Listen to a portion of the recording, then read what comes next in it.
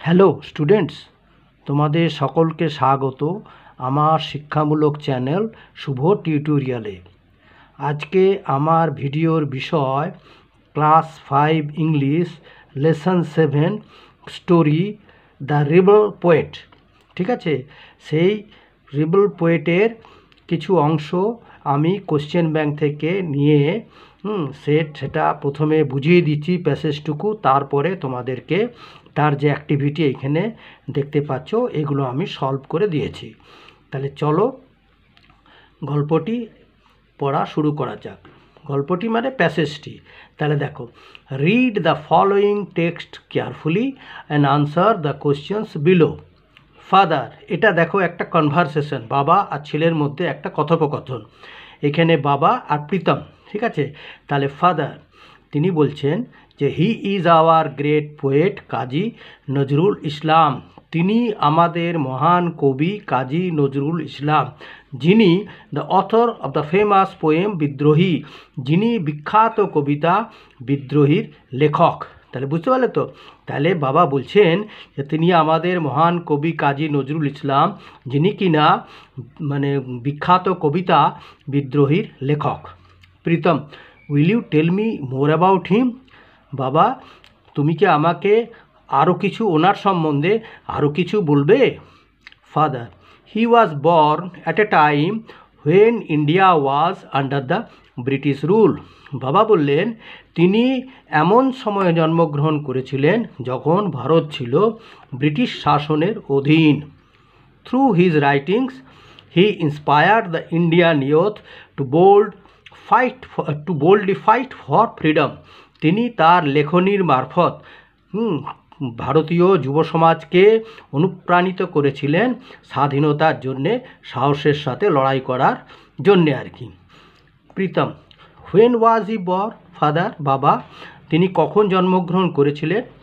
বাবা বললেন he was born on 24th May 1899 in the village of Churulia.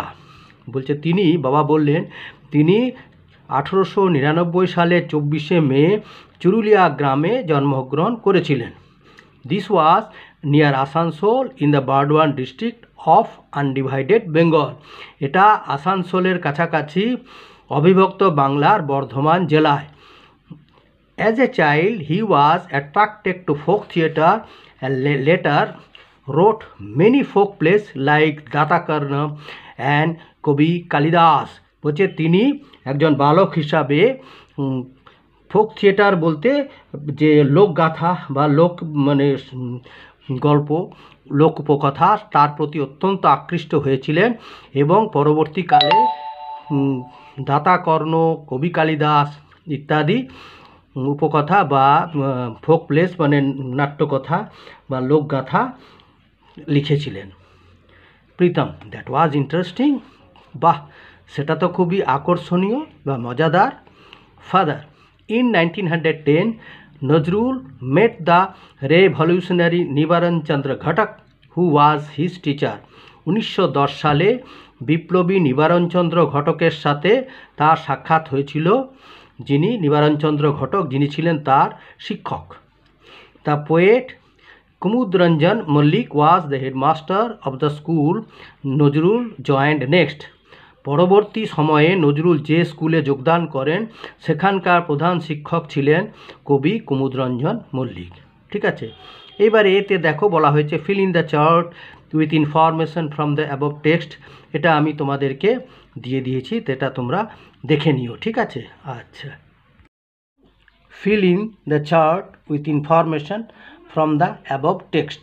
Name of the rebel poet Kazi Nazrul Islam. His date of birth 24th May 1899. His place of birth Churulia. A famous poem written by him Bidrohi.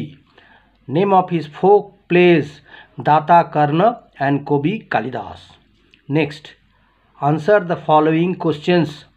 1. Was India independent when Nazrul was born? যখন নজরুল জন্মগ্রহণ করেছিলেন তখন ভারত কি স্বাধীন ছিল? উত্তর হচ্ছে when Nazrul was born India was under the British rule. যখন নজরুল জন্মগ্রহণ করেছিলেন তখন ভারতবর্ষ ব্রিটিশ শাসনের অধীনে ছিল। Number 2, how did Nazrul inspire the Indian youth. কীভাবে নজরুল ভারতীয় যুব সমাজকে উদ্বুদ্ধ করেছিলেন? না, through his writings Nazrul inspired the Indian youth to boldly fight for freedom. Number 3, who was Nazrul's teacher? নজরুলের শিক্ষক কে ছিলেন? The revolutionary Nibaran Chandra Ghatak was his teacher. Find out the opposite word of freedom. Freedom শব্দটির বিপরীত শব্দটি লেখো। তাহলে ফ্রিডমের বিপরীত শব্দ হচ্ছে বন্ডেজ বা দাসত্ব। আচ্ছা, এখানে কতগুলো গ্রামার দিয়েছি, দেখো grammar. fill in the blanks with proper form of verbs.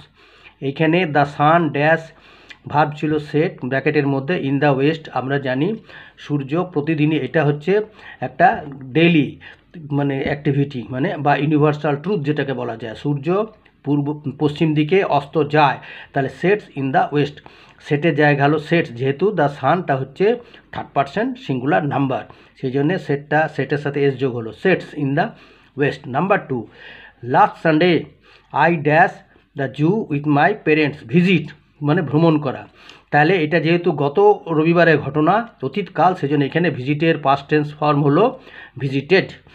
Last Sunday I visited the zoo with my parents. Number 3, the child dash sleep now এখন মানে বর্তমানকালের ঘটনা বলা হচ্ছে, সেটাও আবার চলতি কাজ, তাহলে the child is sleeping now. Number 4, stars dash twinkle in the sky. Twinkle মানে ঝিকঝিক করা বা চিকচিক করা, তাহলে তারারা আকাশে, এটা যেহেতু স্টার্সটা হচ্ছে বহুবচন থার্ড পারসন বহুবচন, সেই জন্য এখানে টুইঙ্কল হলো, এস যোগ হবে না, তাহলে stars twinkle in the sky. আর number 5, she dash to school daily go. এখানে এটা হচ্ছে মানে নিত্য নৈমিত্তিক কাজ, সে প্রতিদিনই স্কুলে যায়, সে এখানে হলো গোয়ের সাথে ইয়েস যোগ হলো, তাহলে C goes to school daily. ঠিক আছে।